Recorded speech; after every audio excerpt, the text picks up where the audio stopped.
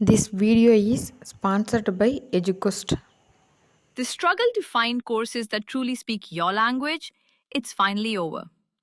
Welcome to EduQuest, where learning is made just for you.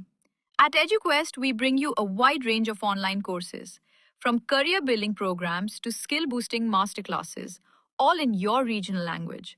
Because we believe language should never be a barrier to success.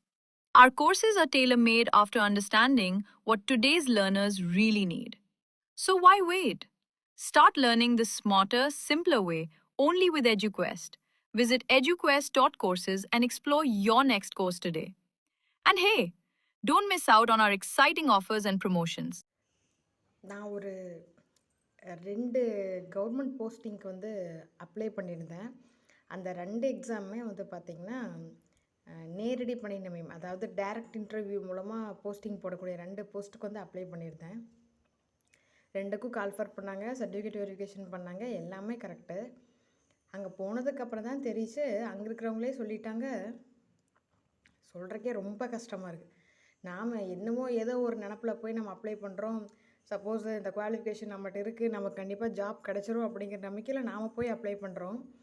அங்கே போனதுக்கப்புறம் தான் தெரியுது, தெரிஞ்சவங்களுக்கு ஒரு amount, தெரியாதவங்களுக்கு ஒரு அமௌண்ட்டு.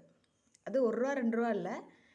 நாம் இப்போ இருக்கிற நிலமையில அவ்வளோ பணம் கட்டி போக முடியாது. அந்த பணத்தை வெளிப்படையாகவே சொல்கிறேன். தெரிஞ்சவங்களா இருந்தால் 5 லட்சமாகவும், தெரியாதவங்களா இருந்தால் 7 லட்ச ரூபாவும் அவங்க வந்து லஞ்சமாக கேட்டு வாங்கியிருக்காங்க. இது ப்ரூஃபாக நம்ம கையில் வந்து இல்லை. ஆனால் இதுக்கு எனக்கு ஆல்டர்னேட்டிவ் சொல்யூஷன் வந்து எனக்கு வந்து தோணுச்சு. இது என்ன தோணுச்சுன்னா, டிஎன்பிசியில் வந்து பார்த்தா நமக்கு வருஷம் வருஷம் நமக்கு வந்து எக்ஸாம் வந்து வைக்கிறாங்கல்ல, அதுலேயே வந்து அவங்க வந்து என்னென்ன டிபார்ட்மெண்ட்டுக்கு ஆட்கள் தேவைப்படுறாங்களோ அந்த டிபார்ட்மெண்ட்டை டிஎன்பிசிக்கிட்டே சொல்லிட வேண்டியதானே. அவங்க வந்து 12th குவாலிஃபிகேஷன் போதும், 10th குவாலிஃபிகேஷன் போதுன்னா அதுக்கு தான் குரூப் 4 எக்ஸாம் இருக்குல்ல. நீங்கள் குரூப் 4 போஸ்டிங்கெல்லாம் போட்டுட்டு இதில் நீங்கள் என்ன சொல்கிறாங்கன்னா, சேலரி வந்து கவர்மெண்ட் சேலரி கிடையாது, டெம்பரவரி போஸ்டிங் சேலரி தான் தரேன்னு சொல்லி சொல்கிறீங்க. கவர்மெண்ட் போஸ்டிங் இருக்கிற எல்லாமே குரூப் 4ல் ஃபஸ்ட்டு வரவங்களுக்கு கொடுத்துருங்க. அதுக்கப்புறம் இருக்கிற மார்க் பேசிஸில் வந்து பார்த்திங்கன்னா டெம்பரவரி சேலரி இருக்கிறவங்களுக்கு போட்டுற வேண்டியதானே. நீங்கள் எதுக்காங்க தனியாக டேரக்ட் இன்டர்வியூ வச்சு தனியாக பணத்தை கொள்ளடிச்சிட்டு இருக்கிறீங்க? உங்களுக்குலாம் சத்தியமாக மனசாட்சியே கிடையாதா? ஏன் கவர்மெண்ட்டில் இந்த ப்ரொசீஜர் ஏன் இப்படி வச்சுருக்காங்க?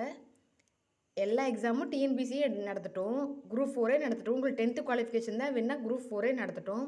ஒரு 1000 வேகன்சிக்குன்னா 1000 வேகன்சி வந்து நீங்கள் ஜாப் ஹோல்டருக்கெலாம் போட்டுருங்க. பர்மனெண்ட் சேலரியில் இருக்கிறவங்களுக்கு கவர்மெண்ட் சேலரி இருக்கிறவங்களுக்கு போட்டுருங்க.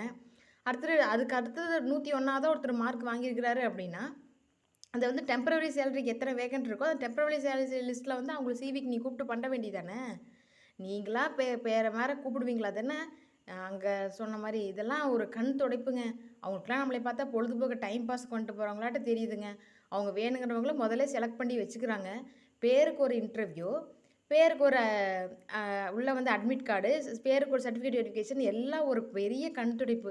இந்த கவர்மெண்ட் வேலைன்னு சொல்லி நான் எக்ஸாம் இல்லாமல் போகிறது எல்லா வேலையுமே வந்து வெறும் மணி மோட்டிவில் மட்டும்தான் இருக்கிறீங்க. ஏன் இப்படி இருக்கிறீங்க? உங்களுக்குலாம் மனசாட்சியே இல்லையா கொஞ்சம் கூட? இதுக்கு இது நடத்தாமே போயிட்டு போகலாமே. உங்களுக்கு யாரை பிடிச்சிருக்குதோ அவங்கள கூப்பிட்டு அது கீழே உங்களுக்கு கீழே வேலையில் ஜாயின் பண்ணிவிட்டு போட்டுட்டு போயிட்டே இருக்க வேண்டியதானே. எத்தனை எதிர்பார்ப்புகள், எத்தனை கனவு கூட எத்தனை பேர் வந்திருந்தாங்க தெரியுங்களா? அதில் எப்படி கண்டுபிடிச்சோம்னா, உட்கார வச்ச சீட்டை வச்சு கண்டுபிடிச்சோம். எங்களெல்லாம் ஒரு தனியாகவும், அவங்க அமௌண்ட் பே பண்ணவங்க மட்டும் தனியாக வந்து உட்காந்துருந்தாங்க. அவங்களும் எங்களோட வந்திருந்தாங்க. எங்களை மாதிரியே தான் அவங்களும் பேட்ச் குத்திருந்தாங்க. எல்லாமே போட்டிருந்தாங்க. அமௌண்ட் பே பண்ணவங்க தனி சீட்டில் தனியாக உட்கார வச்சுட்டாங்க, ஒரு 5 பேர்த்த மட்டும். வேக்கண்ட் அவ்வளோதான் இருக்குச்சு அந்த இடத்துல. அவங்க வெளியே வந்தவங்க வந்து தெரியாத்தனமாக சொல்லிட்டும் போயிட்டாங்க.